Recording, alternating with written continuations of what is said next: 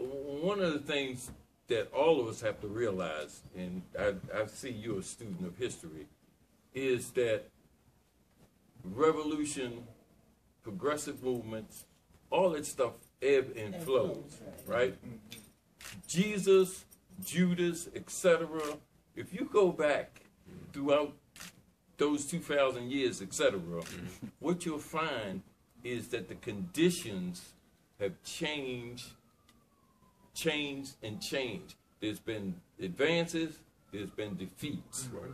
What we did in the 60s and the 70s, we were attacked by the empire.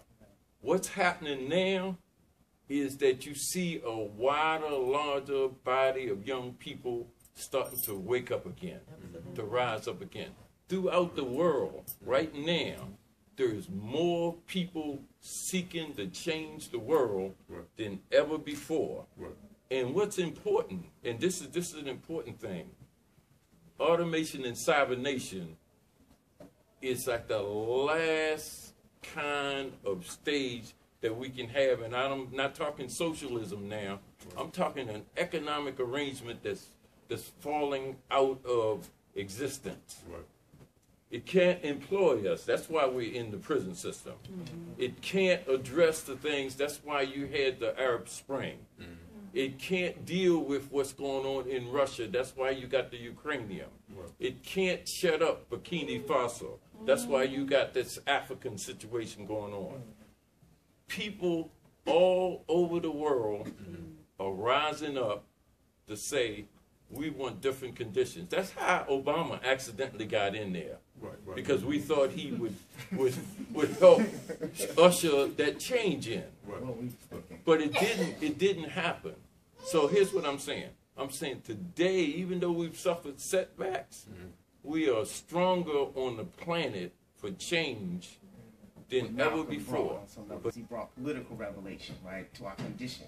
A revelation around, an analysis around even how we were dealing with ourselves, the house Negro versus the field Negro, right? Those are all things meant to raise our consciousness and awaken us to a new level and point out a new direction and new actions to be taken in a particular conditions. So that's how I understood it, and I think you're both on the same plane in terms of understanding. I'm just trying to, like I said, it's my first time. Yeah. I'm just trying to get it. Yeah. And I don't know. We're trying to get it to us. You're not gonna get it the first time. You got to come back, and you got to put some work in.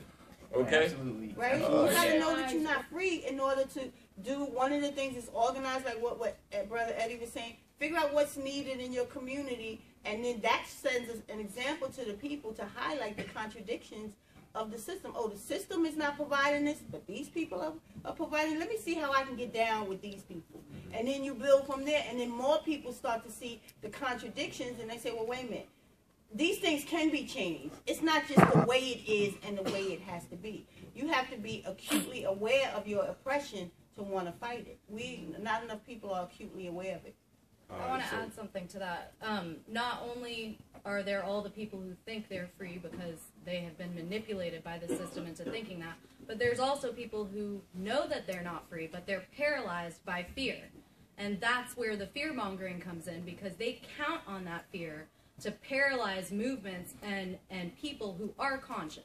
So even if you are conscious of your oppression and of how the state operates to ensure that, or to continue to further entrench the structure and the systems that are causing your oppression, you feel fearful to rise up against it, and you also don't know where to start. For a lot of people have no idea where to start. So for those who are willing to go out and organize and build these community structures that people can go to in order to build a community that is not fearful of speaking out against the state. So, and you know, that's another reason why it has been so impossible for people, for example, to get fair trials, because of a crisis of fear. Like the Newburgh 4, for example. How is it possible that a jury would see all of the evidence that showed that the FBI entrapped them, but still sentence them to 25 years? Organize. Absolutely. You have to get in the practice of it to really understand it. Yeah, you got to study and work. And you all didn't have the answers. You just thought what you did what was best, right? You just, this was it. This is what needs to happen. There's a call being made, and there's an answer that needs to be met. And you would all say that your work wasn't perfect. There were things you would have done differently, but there was good. And the fact that you answered the call when our communities were being attacked, that's what mattered, right? Yeah. And I think that's what we're seeing today, that our communities are being attacked, but we're responding, and we're excited to see young people respond, and young people in the streets taking us, and trying to advance our struggle. All right. So right here, then we'll jump to Sister. What Black History event would you like to see at the Smithsonian African American Culture and History Museum when it opens? I have a question. Who owns it? Because I'm tired of white people owning it. I'd like to see that in a black-controlled institution. And from what I know, the Smithsonian is not a black-controlled institution. The Smithsonian is funded by the federal government. Okay, That's so, who owns it. Okay, the right. Smithsonian, which is funded by the federal So, government. if they were to get history correct, what would each of you like to see in there? Being smart aleck, I would probably want to put the liberation of Assata Shakur up in there. It's like right up next to the pyramids. They can't figure out how we did it. And then I think for me, as a member of the Malcolm X Grassroots Movement and a member of the New African Independence Movement, I would put New Bethel and the 500 revolutionaries, Black folk that gathered there after Malcolm's assassination and decided they wanted to move forward a movement and build a Republic of New Africa. So that would be my two. Free land. Well, I don't know. I think I already answered it. I am really tired of other people telling our stories.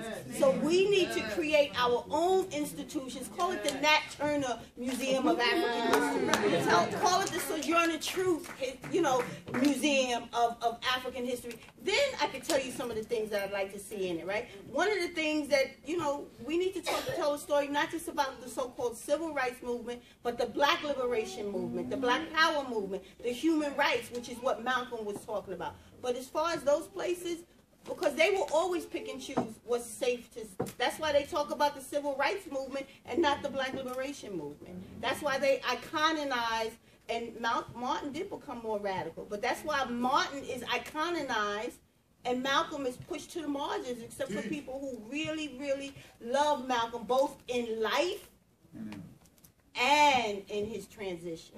Not just as Dr. Carr was talking about yesterday with the commodification of him and all that kind of stuff. Because it's easy to worship people when they're dead. What did you do when, would we be afraid to sit next to each other in life? Right? So that may not be the politically correct answer. Well, that's your answer. I have one that's worse. and this is not racial, but what I'd like to see is like the first African killing the first European that stepped on the continent. That's what I like to see. All right, so we want to